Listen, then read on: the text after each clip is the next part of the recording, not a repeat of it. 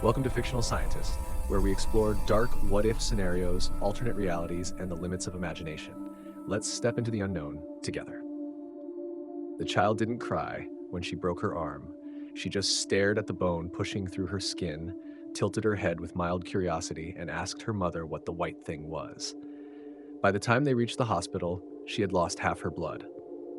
She still wasn't crying. This wasn't a medical miracle. It was the beginning of humanity's extinction. Scientists gave us exactly what we thought we wanted: a world without pain. Within 5 years, the human population had dropped by 30%, and the survivors, they were learning a truth we should have understood from the beginning. Pain isn't the enemy. It's the only reason we're still alive. Dr. Natasha Kovacs had spent her entire career studying one thing: human suffering, not the philosophical kind, the biological kind. The electrical signals that race from nerve endings to the brain at over 200 miles per hour, screaming warnings that something is wrong. She had watched her younger brother deteriorate over 7 agonizing years from a degenerative nerve disease that set every cell in his body on fire. He had begged for death long before it came, his final months spent in a pharmaceutical haze that dulled but never eliminated the torment. That experience had driven Natasha into neuroscience, specifically into the study of nociception, the body's pain-sensing system. She wanted to understand how pain worked at the molecular level so she could find better ways to stop it. But understanding led to something more radical. Pain, she discovered, wasn't as complicated as everyone thought. It was elegant in its brutality, simple in its execution. The human body contains specialized sensory neurons called nociceptors, roughly 20 million of them distributed throughout skin, muscles, joints, and internal organs.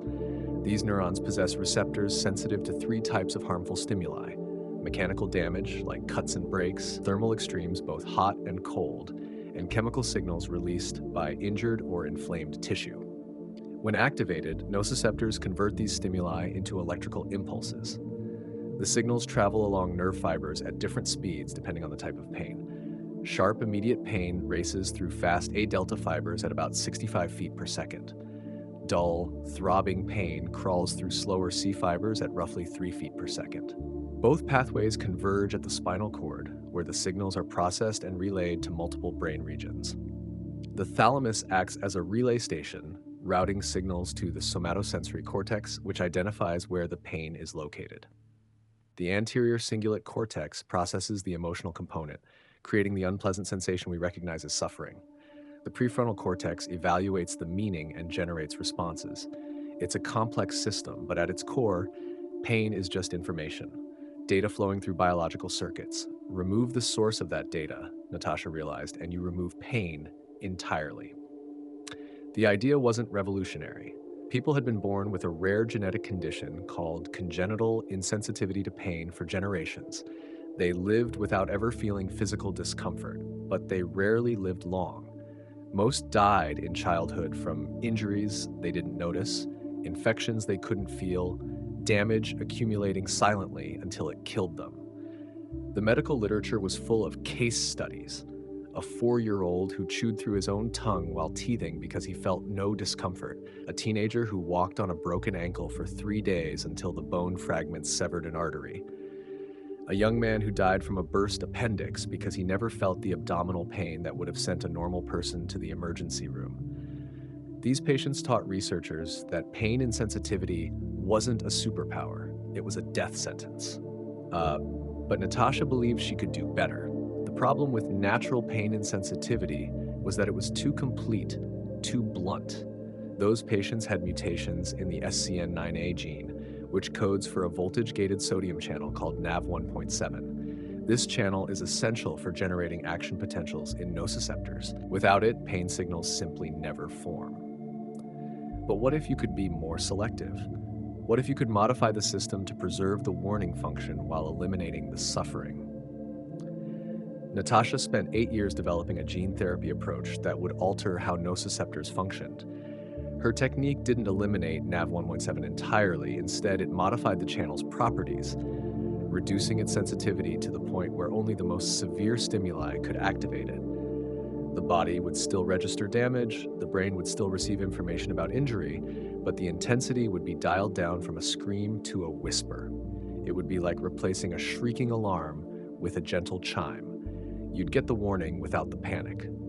The technique involved using CRISPR gene editing to target specific regions of the SCN9A gene. She identified 3 mutations that, when combined, reduced sodium channel activity by approximately 85%, enough to dramatically lower pain sensitivity while theoretically preserving some warning capability. The early animal trials were promising. Mice with the modification showed reduced pain responses in standard tests like the hot plate assay and formalin injection.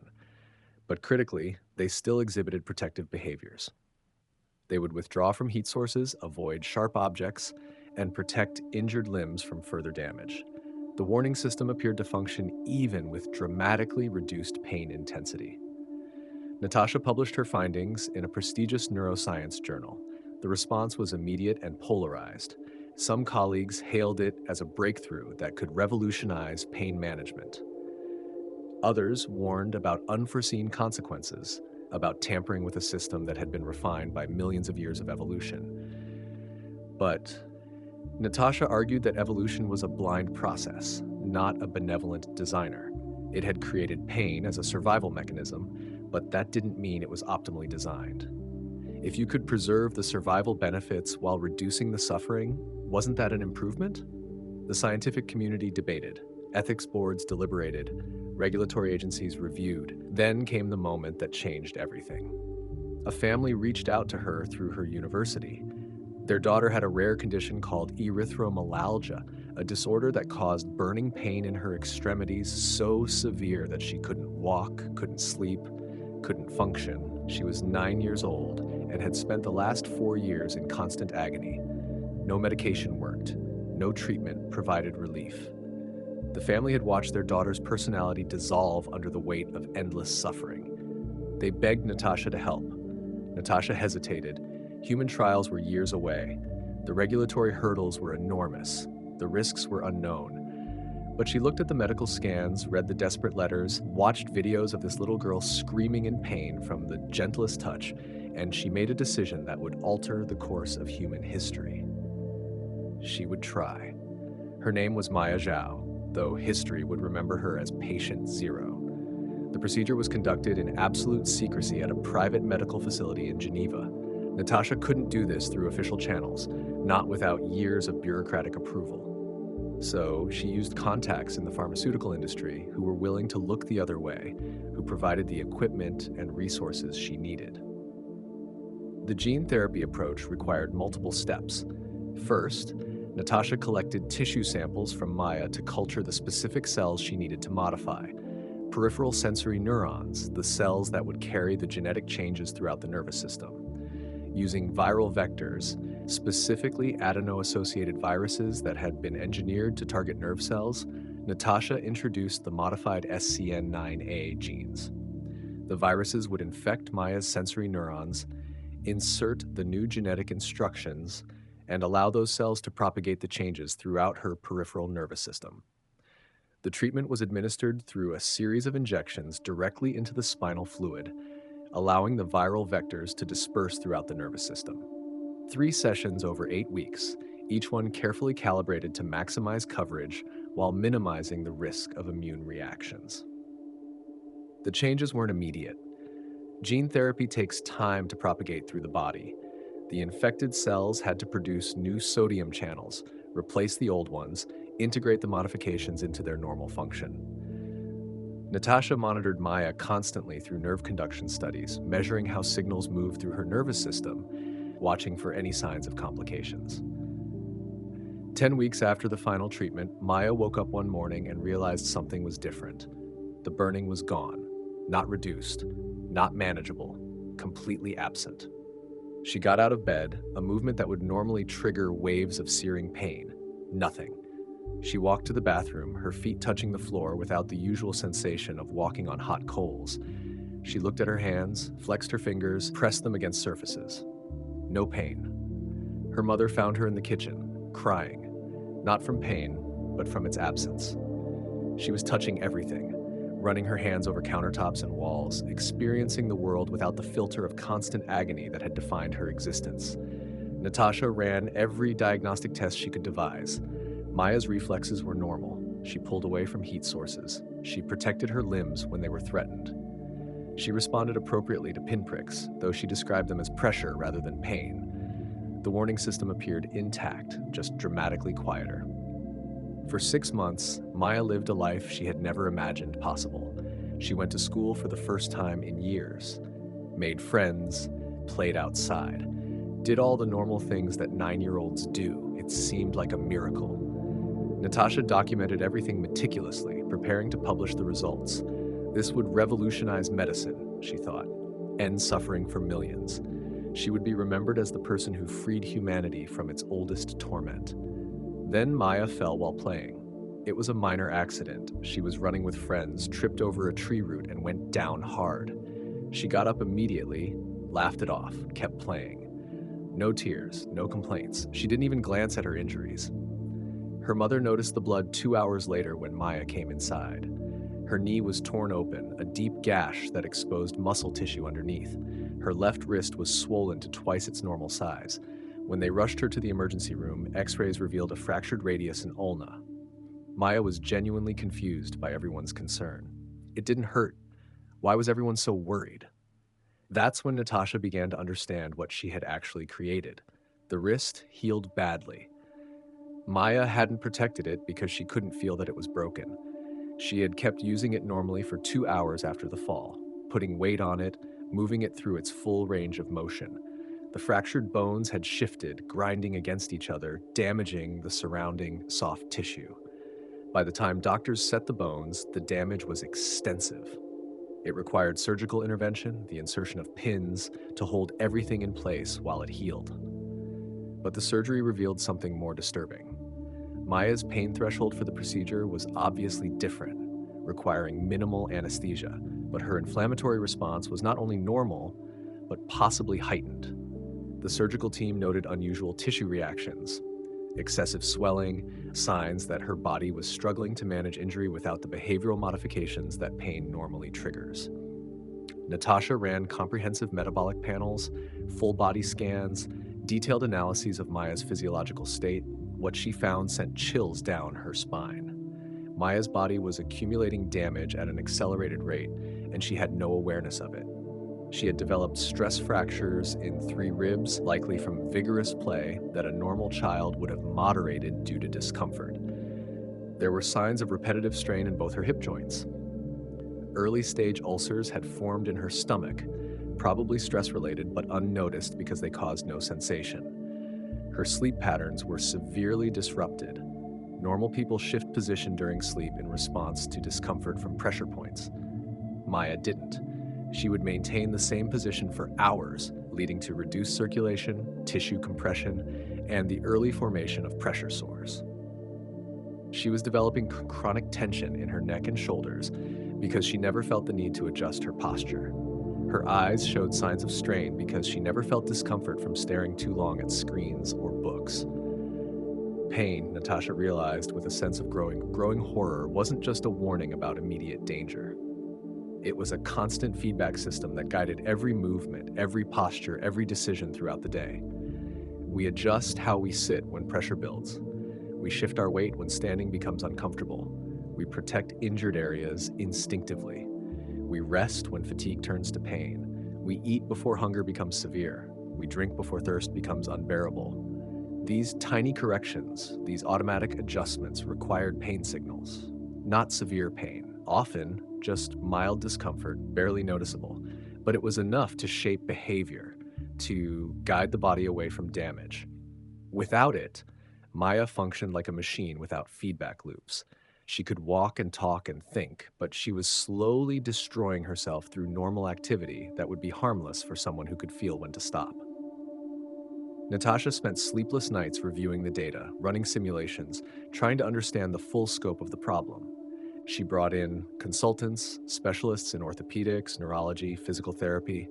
They all reached the same conclusion. Maya would need constant monitoring and intervention for the rest of her life. She would need to learn to compensate cognitively for what she could no longer feel instinctively. She would need regular medical scans to catch problems before they became severe. She would need to follow strict schedules for rest, nutrition, and self-examination. It would be a lifetime of vigilance just to survive what normal people handled unconsciously.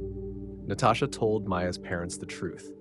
The treatment had eliminated her daughter's pain, which meant it had eliminated her suffering, but it had also eliminated her body's primary method of self-preservation.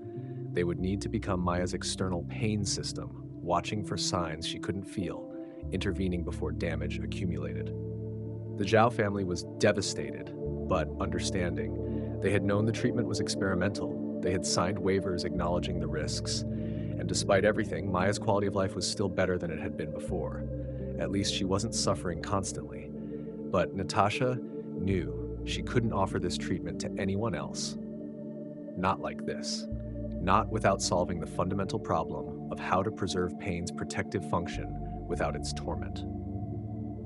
She prepared to publish her findings as a cautionary tale, a warning about the unintended consequences of eliminating pain. Then the military found out about Maya. The representatives arrived at her lab on a gray morning in October. 3 people in civilian clothes who showed identification that gave Natasha immediate understanding of how serious this was. Defense intelligence, not threatening in their approach, but their mere presence was its own form of pressure. They had learned about Maya through medical records that were supposed to be confidential. They knew details about the treatment that Natasha had never published. They had clearly been monitoring her research for some time. Their proposition was straightforward. The military was interested in pain modification research for combat applications.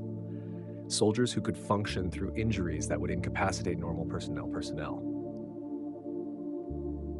Operatives who could resist interrogation techniques that relied on physical suffering. Warriors who could push their bodies beyond normal human limits.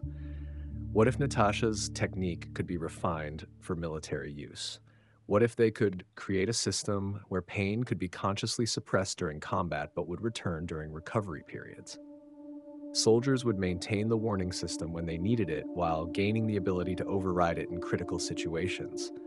Natasha refused immediately. She explained the problems she discovered with Maya, the accumulating damage, the loss of protective behaviors, the fundamental incompatibility between human biology and pain-free existence. The representatives listened politely. Then, they told her about the black budget program that was already underway at a military research facility. With or without her cooperation, they were going to pursue this technology. The only question was whether she wanted to be involved in making it safer. They offered her resources beyond anything academic science could provide. Unlimited funding, access to cutting-edge technology, a team of specialists, and most persuasively, the argument that she could prevent catastrophic mistakes if she participated rather than letting less careful researchers forge ahead. Natasha knew she had 2 choices: refuse and watch them make terrible decisions without her input, or participate and try to minimize the harm. She chose to participate, telling herself she could protect people from the worst outcomes. It was a choice she would regret for the rest of her life. Project Sanctuary, as they called it, took a more sophisticated approach than simple pain elimination. The military's objective was to create a tiered system where pain perception could be modulated based on need. Soldiers would undergo both genetic modification and receive neural implants that could consciously suppress pain signals during high-stress situations. Natasha designed the system with every safeguard she could imagine. The genetic component was more conservative than what she'd used with Maya, reducing pain sensitivity by only 60% rather than 85%. This preserved more of the warning function while still providing significant relief. The neural implant component allowed for conscious control.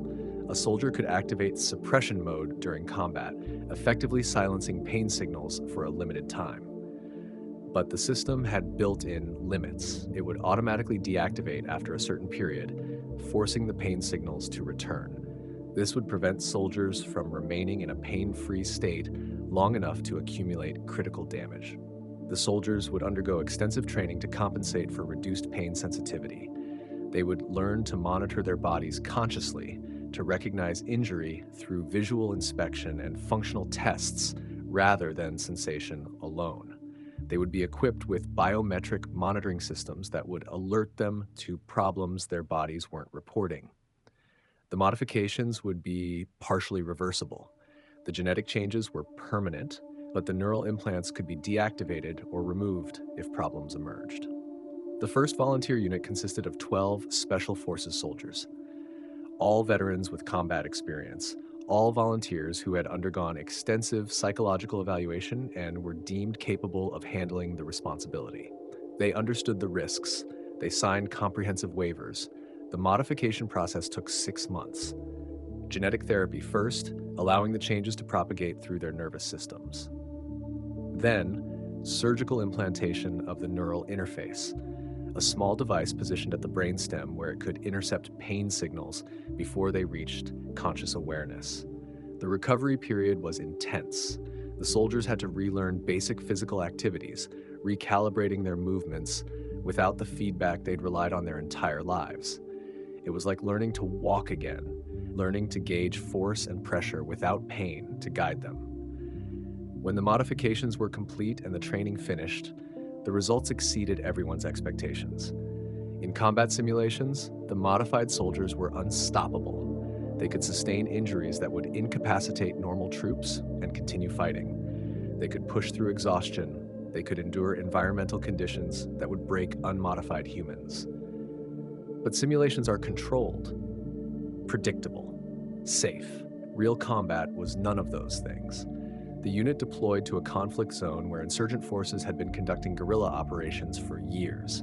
The mission was straightforward on paper: infiltrate an urban area, locate and extract a high-value target, minimize civilian casualties, exfiltrate within a 4-hour window.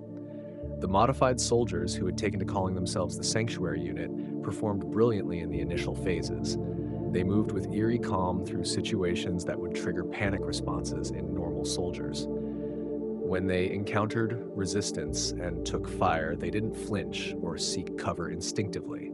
They evaluated threats rationally and responded with mechanical precision. One soldier took a bullet through his shoulder. He noted it, assessed that his arm was still functional, and continued the mission. In the moment, it seemed like a tactical advantage. Another was caught in a blast from an improvised explosive. The concussion threw him against a wall hard enough to crack ribs. He got up, confirmed he could breathe, and kept moving. They completed the extraction successfully, retrieved the target with minimal complications, began their evacuation to the extraction point. That's when everything fell apart. The soldier who had been shot was the first to collapse. He'd been shot in the shoulder, yes, but what he hadn't realized was that the bullet had nicked his subclavian artery. He'd been bleeding internally for the past 90 minutes. By the time the team medic checked his vital signs, he was in hypovolemic shock. His blood pressure was catastrophically low.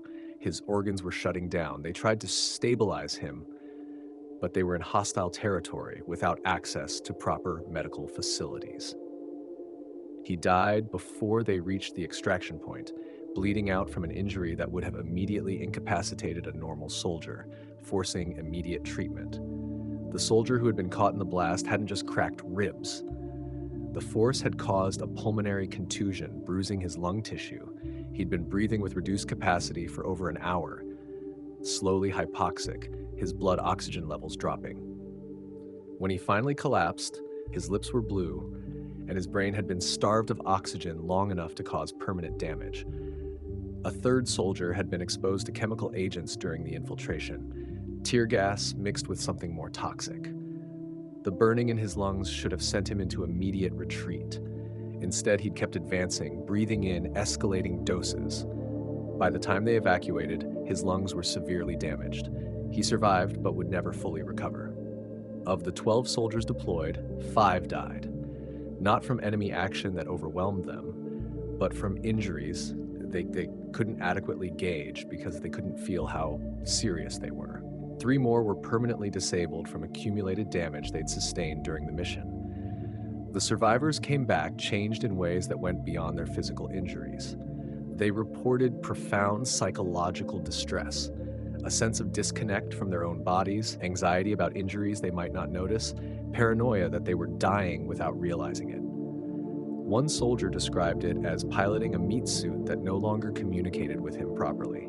Another said he felt like he was already dead, just waiting for his body to figure it out. The military suspended Project Sanctuary immediately. Natasha pushed for complete termination, for destruction of all research data, but the genie was out of the bottle. Intelligence reports indicated that 3 other nations had been observing the program. Within 6 months, Russia, China, and Israel announced their own pain modification initiatives. The technology was out there, and the arms race had begun. But the military applications, as catastrophic as they proved to be, turned out to be the least of humanity's problems. Because if soldiers wanted pain-free bodies for tactical advantage, civilians wanted them for entirely different reasons. And the market for those reasons was far, far larger. The story of Project Sanctuary leaked through military channels the way classified programs always do. Journalists with defense contacts got fragments, whistleblowers provided details. Within a year, the full story was public knowledge. And instead of horrifying people, it fascinated them. The public fixated on the promise and ignored the warnings. A treatment that could eliminate chronic pain, that could let you push past physical limits, that could end suffering. The demand was immediate and overwhelming. Private clinics began appearing in countries with loose medical regulations. Some were run by legitimate physicians who believed they could improve on the military's approach, who thought they could avoid the catastrophic mistakes by being more careful, more selective, more conservative in their modifications. Others were run by opportunists who saw a market and didn't care about long-term consequences. The marketing was seductive, targeting specific populations with surgical precision. For people living with chronic pain, the appeal was existential. Imagine life without the constant background noise of suffering, without migraines that steal days, without back pain that makes every movement a negotiation, without arthritis that turns simple tasks into ordeals. For athletes, it was a competitive edge. Imagine training without the limiting factor of pain, pushing your body to its actual mechanical limits rather than stopping when discomfort tells you to, recovering faster because you're not flinching away from physical therapy. For workers in physically demanding jobs, it was a way to extend careers. Construction workers whose bodies were breaking down, warehouse employees facing repetitive strain, healthcare workers lifting patients day after day. The first wave of commercial patients reported miraculous results. Pain that had plagued them for decades simply vanished. They could move freely, sleep peacefully, function without the constant burden of physical discomfort. Testimonials flooded social media, videos of people crying with relief, stories of lives reclaimed from suffering. The treatments became status symbols among those wealthy enough to afford them. Celebrities boasted about their pain-free lifestyles during interviews. Athletes who used the modification broke records. News outlets ran features about the revolution in pain management. Clinics couldn't keep up with demand. Waiting lists stretched for months. Prices climbed into 6 figures for the most sophisticated treatments. A black market emerged for cheaper, less safe versions. The technology fractured into different approaches. Some clinics offered full genetic modification, similar to what Maya had received. Others provided temporary nerve blocks that could be periodically renewed. A few developed pharmaceutical approaches that mimicked the effects without genetic changes. And for a brief, shining moment, it seemed like humanity had conquered one of its oldest enemies. Then the deaths started. At first, they were isolated incidents, tragic but rare, easy to dismiss as outliers, complications, people who hadn't followed post-treatment protocols. A marathon runner collapsed during a race in Berlin. His heart had been showing warning signs for the last 6 miles. Subtle discomforts that would have forced a normal runner to slow down or stop. He'd interpreted them as normal exertion. By the time he hit the ground, his heart was in full arrest. He died before paramedics could revive him. A construction worker in Tokyo fell 3 stories. Investigators determined that muscle fatigue had caused him to lose his grip. A normal person would have felt the burning exhaustion in their forearms, would have taken a break or adjusted their position. He hadn't noticed until gravity took over. A woman in New York died from a burst appendix. The infection had been spreading for 3 days. A normal person would have been in severe pain, would have sought medical attention immediately. She'd felt nothing until her blood pressure crashed and her organs began failing. At first, the incidents seemed like acceptable risks. The clinics pointed to millions of successful treatments. They refined their protocols, implemented better monitoring systems, provided more comprehensive patient education. But the fundamental problem remained. Human bodies weren't designed to function without pain feedback, and no amount of training could fully compensate for millions of years of evolutionary refinement. As more people received treatments, the death rate climbed, slowly at first, then accelerating. The patterns became clear to researchers studying the phenomenon. Treatment recipients had significantly elevated rates of undiagnosed fractures. They developed infections that progressed to sepsis before anyone noticed. They sustained repetitive strain injuries that accumulated to the point of permanent damage. They ignored heart attacks and strokes because the symptoms felt like mild discomfort. The average life expectancy for someone with full pain modification dropped by 15 years. But people kept seeking the treatments, right? Because the alternative, living with chronic pain, felt worse than the risk of an earlier death. Natasha tried desperately to sound the alarm. She gave interviews to major news outlets, published papers in medical journals, testified before regulatory agencies, begged lawmakers to ban the procedures. But she was shouted down by patients whose lives had genuinely improved, by physicians who insisted the benefits outweighed the risks, by corporations making billions from the treatments, by libertarian groups who argued people had the right to modify their own bodies. The world had decided it wanted to live without pain, and nothing Natasha said could change that trajectory. Then someone proposed an idea that would push humanity past the point of no return. If the treatment worked on adults, why not make it permanent? Why not modify human embryos so that children would be born without the capacity to feel pain? The proposal came from a fertility clinic in Singapore that specialized in genetic modification of embryos. They already offered services to eliminate genetic diseases, enhance physical traits, optimize cognitive potential. Adding pain modification to the menu seemed like a natural extension. The arguments in favor were emotionally compelling. These children would never experience the trauma of injury, never cry from scraped knees or bruised elbows, never suffer from the countless small pains of childhood.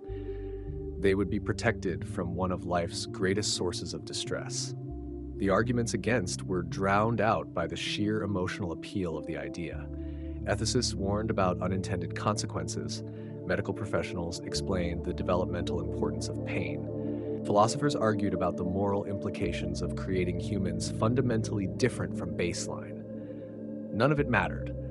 Parents who had received pain modification treatments themselves and loved the results wanted it for their children. Parents whose children suffered from painful conditions saw it as a solution. Parents who simply wanted to spare their kids from suffering thought it sounded merciful. In countries with loose regulations on genetic modification, clinics began offering embryonic pain modification. The process was technically straightforward, using the same CRISPR techniques already employed for other genetic modifications. Identify embryos through IVF, edit the SCN9A gene, implant the modified embryos.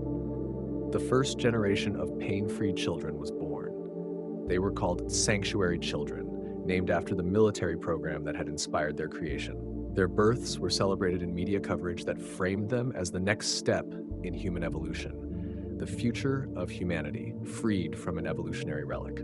Natasha watched the coverage with a sense of mounting dread that bordered on terror. The problems appeared within months, and they were worse than anything seen in adults who had been modified. Infants rely on pain to communicate. A baby's cry is driven by discomfort that escalates to pain if needs aren't met. Hunger causes stomach contractions that become painful. Wet diapers cause skin irritation that hurts. Illness creates discomfort that manifests as crying. But sanctuary infants didn't cry the same way. They made sounds, sure, but without the urgency that pain creates. Parents struggled to interpret their needs. Was the baby hungry, sick, injured? Without pain to amplify the signals, everything seemed equally mild. A 6-month-old developed a severe ear infection. Normal infants would be inconsolable, the pain forcing constant crying that would alert parents immediately. The sanctuary infant was fussy, but not dramatically so. By the time the parents took him to a doctor for a routine check, the infection had spread to the bone behind his ear. It required emergency surgery. A 9-month-old broke her leg when she rolled off a changing table. She didn't cry from the injury. She crawled around for 2 days while the broken bone punctured through muscle tissue before a daycare worker noticed her leg was deformed. An 18-month-old died from appendicitis. His parents thought he had a mild stomach bug. By the time they realized something was seriously wrong, his appendix had ruptured and septic shock had set in. The infant mortality rate for sanctuary children was 12 times higher than baseline. Those who survived infancy faced new challenges as toddlers. Normal children learn about danger through pain. Touch a hot stove and the burning sensation teaches you not to do that again. Fall and scrape your knee and you learn to be more careful. Pain is the teacher that shapes behavior. Sanctuary children had no such teacher. A 2-year-old put his hand on a hot stove burner and left it there, fascinated by the smell and the way his skin was changing color, until his father pulled him away, screaming. The burns destroyed the growth plates in his fingers.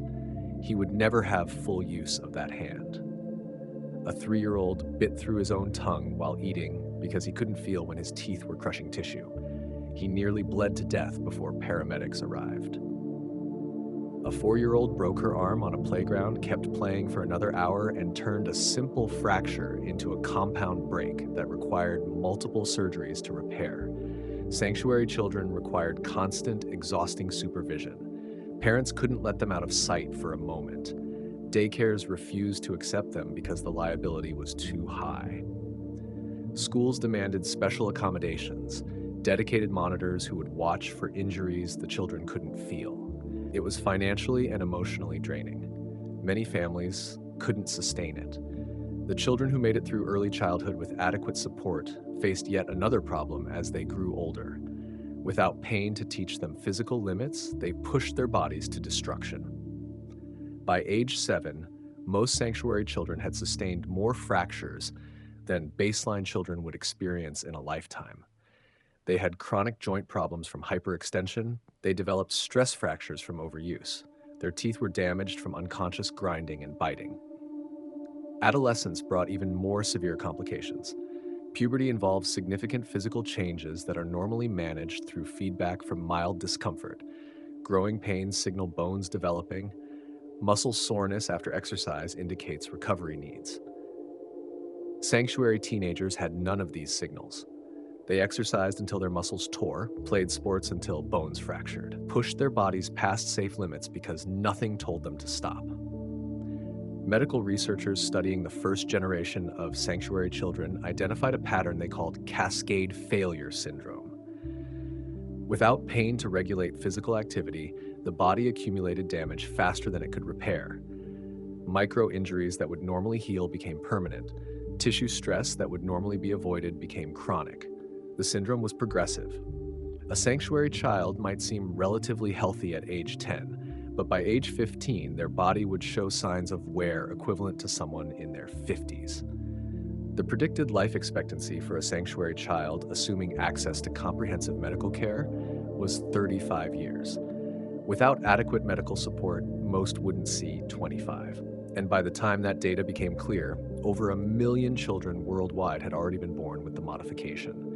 The realization hit society like a delayed detonation. An entire generation had been given a death sentence wrapped in good intentions. Parents who thought they were giving their children a gift of a pain-free existence were watching them suffer in new ways, watching them die young. The public response was immediate and chaotic. Lawsuits flooded courts. Parents sued the clinics that had performed the modifications. Clinics sued each other for patent infringement and malpractice. Class action cases sought billions in damages. Some parents tried to reverse the modifications, desperate to give their children a chance at normal life.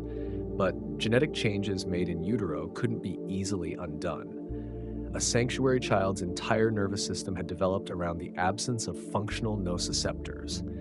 Their brain architecture had formed without ever processing pain signals. Their behavior patterns had developed without that fundamental feedback.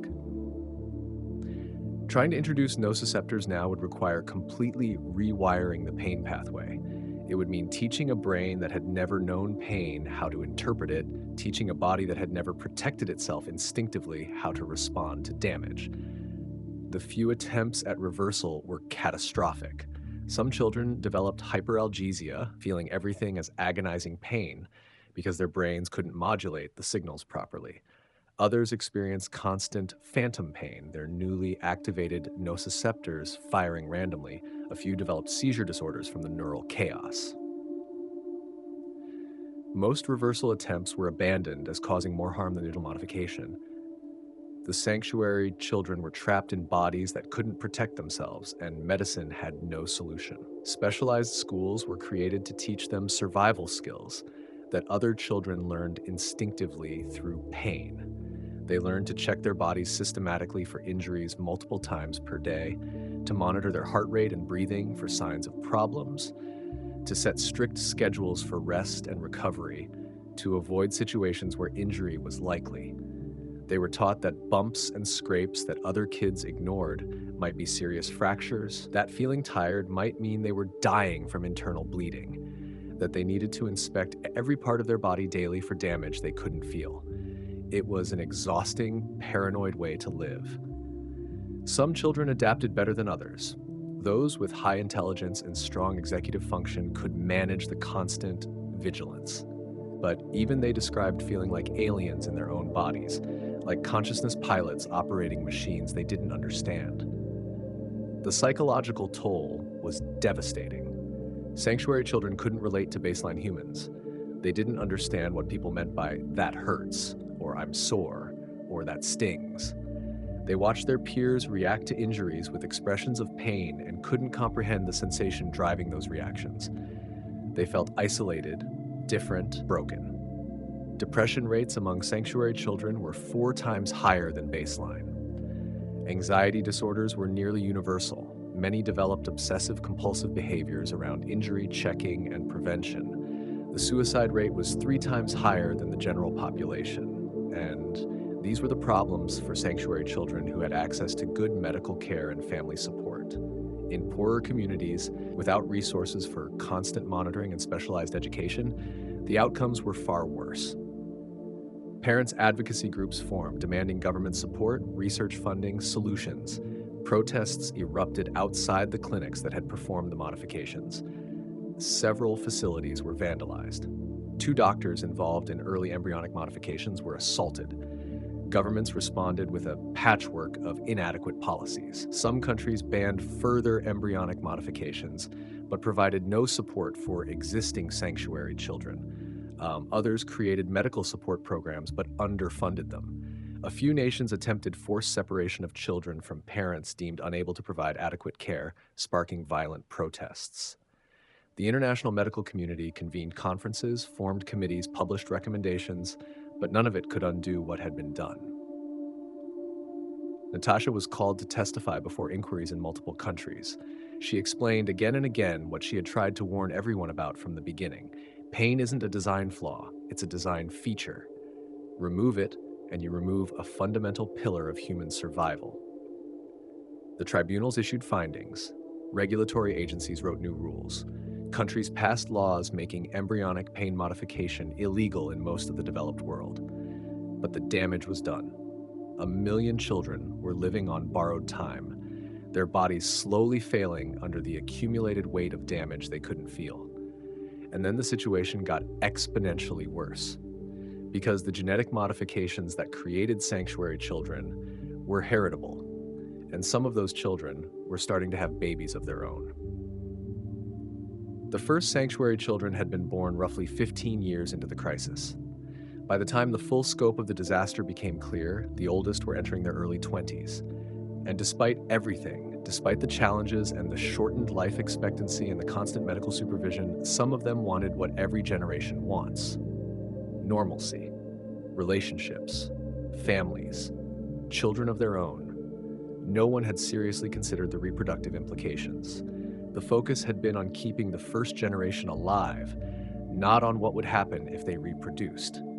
The genetic modifications were dominant. A sanctuary individual who conceived a child would pass on the modified genes. Their children would be born without functional pain receptors, just like they were.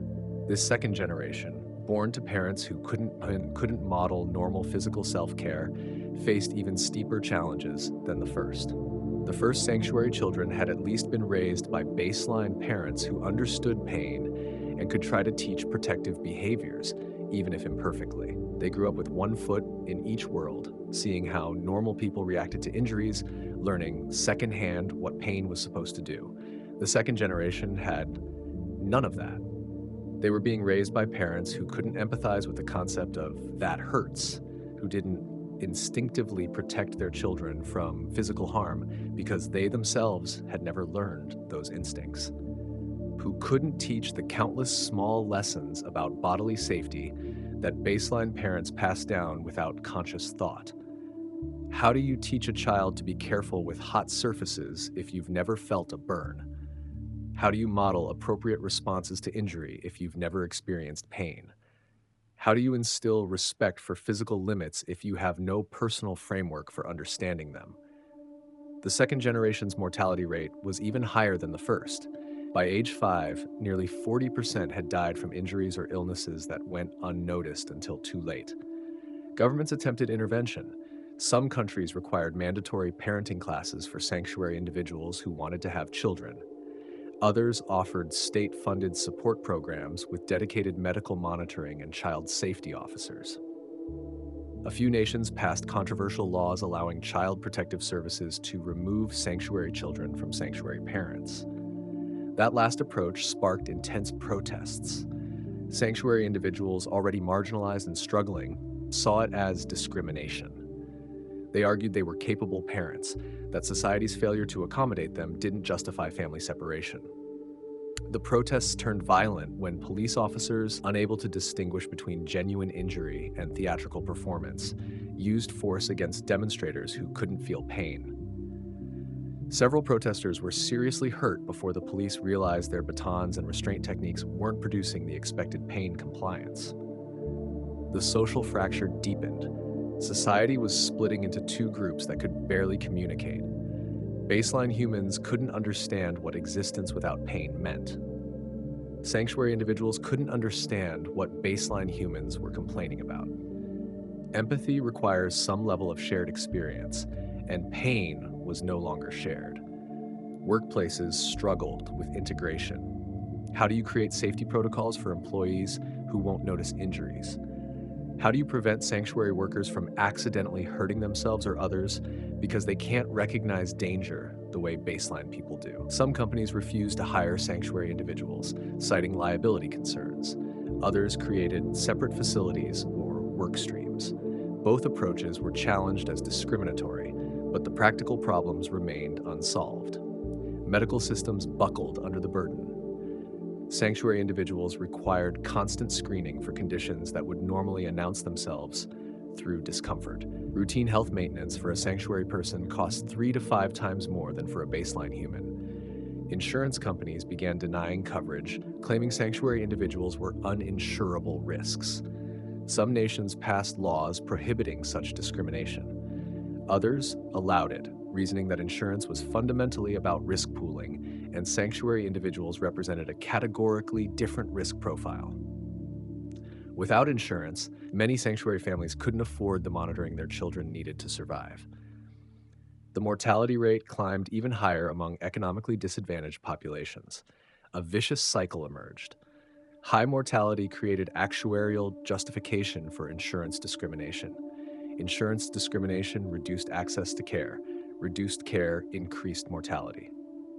Natasha watched all of this unfold from her lab, where she had retreated after the public hearings. She was now in her 70s, still working, driven by guilt and the fading hope that she might find a solution. She focused on developing artificial pain systems, neural implants that could simulate pain signals, giving sanctuary individuals the warning system they lacked. But the problem was far more complex than she had initially grasped. Pain isn't just a sensation. It's integrated into every aspect of human cognition. It shapes how memories form, how emotions process, how decisions get made. It influences empathy, social bonding, risk assessment, learning. You can't simply add pain signals to a brain that developed without them and expect normal function. The neural architecture isn't there to receive and integrate the information properly.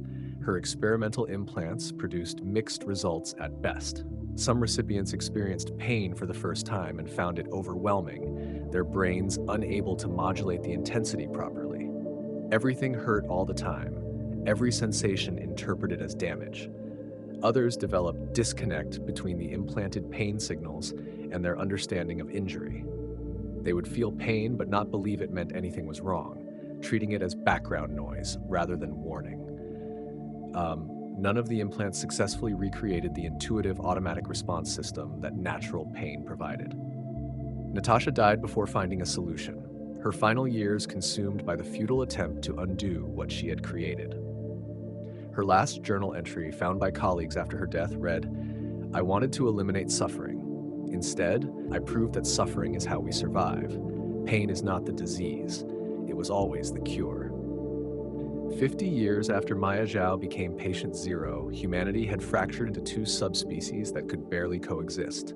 The sanctuary population had stabilized at around 8 million worldwide. High mortality meant their numbers weren't growing dramatically, but improved medical technology and adaptive support systems helped more individuals reach adulthood than in earlier decades. They had developed their own distinct culture, born from shared experience. Sanctuary communities formed, often in proximity to medical facilities that specialized in their care. Within these communities, they created communication methods and social structures that made sense to people without pain. They developed sophisticated sensor systems, wearable technology that constantly monitored vital signs, detected injuries, tracked movement patterns. Smart clothing embedded with pressure sensors could alert them to damage their nerves couldn't feel.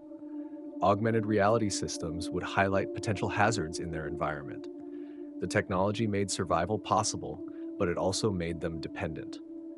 A sanctuary individual without their monitoring equipment faced dramatically reduced life expectancy. Power outages, equipment failures, technical malfunctions became life-threatening emergencies. Some sanctuary individuals thrived despite everything. They became researchers, engineers, artists. They found advantages in their condition. Deep-sea researchers working in high-pressure environments that would be agonizing for baseline humans. Astronauts tolerating the physical stresses of space travel. Emergency responders working in extreme conditions, but even the successful ones remained tied to their support systems. They were pioneers in inhospitable environments, but they could never fully exist in the baseline human world. The baseline population, meanwhile, had developed a deep cultural respect for pain that verged on reverence. Philosophers wrote treatises about pain as humanity's most essential sense. Religious movements emerged treating pain as sacred, a gift from the divine that kept humans humble and alive. Educational curricula included extensive units on the importance of pain, teaching children to be grateful for discomfort. Pain management practices evolved. Medicine became more sophisticated at balancing relief with preservation of warning signals. Doctors learned to treat suffering without eliminating the protective mechanisms underlying it. The two populations coexisted in an uneasy equilibrium, neither fully understanding the other, neither able to bridge the experiential gaps separating them. And then a pathogen emerged that would test that fragile peace. It started in a sanctuary community in northern Scandinavia. Several individuals began showing signs of neurological degradation, memory problems at first, then motor control issues, eventually cognitive decline that progressed until death. Medical investigators initially assumed it was a delayed consequence of the genetic modifications. Perhaps the absence of pain signaling created cascading effects that only manifested decades later. But then, baseline individuals who had close contact with the sanctuary community began developing similar symptoms. It took months of epidemiological investigation to identify the pathogen, a prion disease, similar in mechanism to Creutzfeldt-Jakob disease, but more aggressive. Misfolded proteins that spread through contact, converting normal proteins into the pathogenic form, destroying brain tissue in the process. The disease had probably existed in small pockets for years, perhaps decades, evolving in sanctuary populations. Early symptoms in baseline humans included severe pain as brain tissue degraded. That pain drove them to seek immediate medical attention.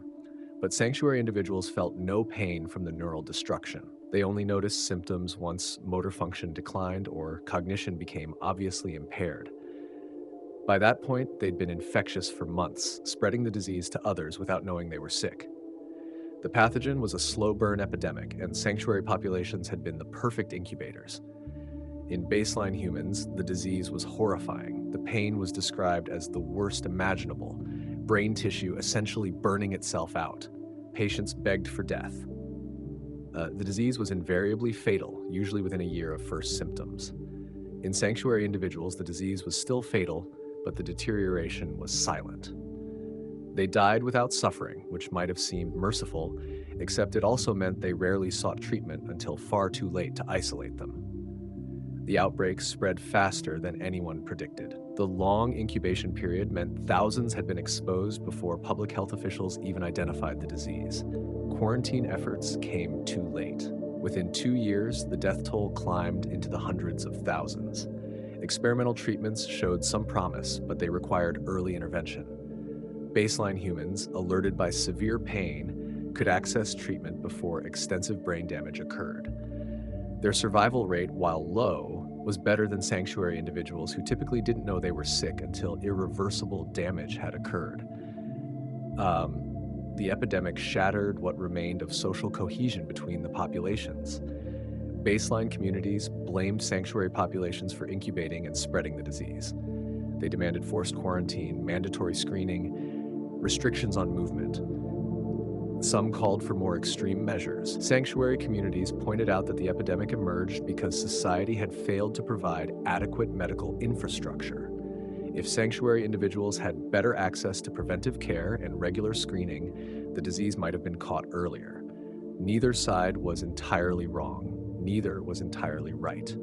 The world descended into a cold conflict, not open warfare, but something more insidious.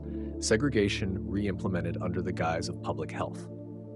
Discrimination justified by epidemiological data. Fear that poisoned every interaction between the groups. Extremist factions emerged on both sides. Baseline humans who wanted sanctuary populations forcibly sterilized to prevent further spread of heritable modifications.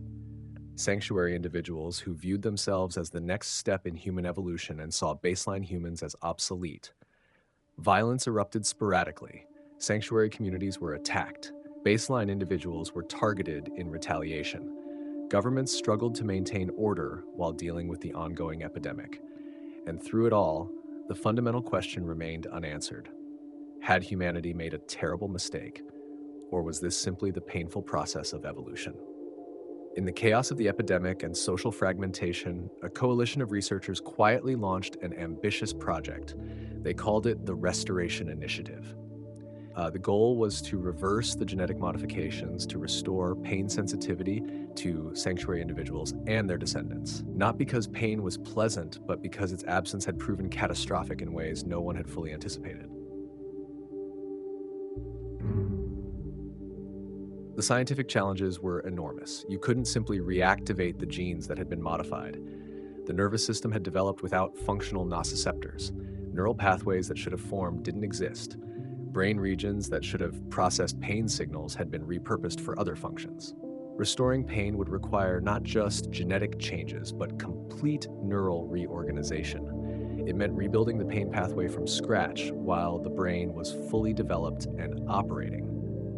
The research team included specialists from multiple disciplines, geneticists who could design the necessary modifications, neuroscientists who understood brain plasticity, engineers who could create neural interfaces to guide the rewiring process, psychologists who could help patients adapt to sensations they'd never experienced.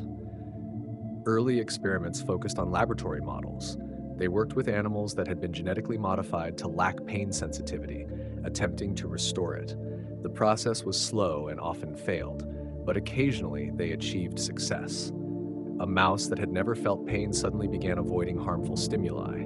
A rat started protecting injured limbs. They refined the techniques over 5 years before attempting human trials. The first volunteers were sanctuary adults who fully understood the risks and the irreversibility of the process. Some were motivated by the desire to experience what they'd been missing. Others were driven by the hope that if they could be restored, their future children might be born normal. The process took 18 months per patient. It began with genetic therapy using advanced viral vectors to introduce functional versions of the genes that had been modified. These genes would produce the molecular machinery needed for pain sensation, the sodium channels and receptor proteins that nociceptors required. But that was only the beginning. The brain had to be taught how to process pain signals. This required neural interface implants that would gradually introduce pain-like sensations while monitoring brain activity. The researchers could see which neural pathways activated, which regions responded, how the brain attempted to interpret the new information. They used neurofeedback and targeted stimulation to guide the formation of proper pain processing pathways. It was like teaching a blind person to see, except more complex because the sensory modality being introduced was fundamentally unpleasant. The psychological component was equally challenging. Patients had to learn what pain meant, how to recognize it, how to respond to it.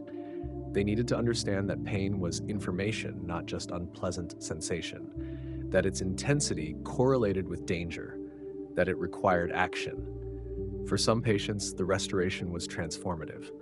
They described finally understanding what baseline humans had been talking about their entire lives. They could feel when something was wrong. They could respond instinctively to danger. They felt more connected to their bodies, more human. One woman cried when she accidentally burned her finger cooking. Not from the pain itself, though that was unpleasant, but from the profound realization that her body was finally communicating with her in the language every other human understood. But for others, the experience was overwhelming. A lifetime of silence followed by sudden immersion in constant sensation proved too much. They became hypersensitive, interpreting every minor discomfort as crisis. Simple activities became torturous.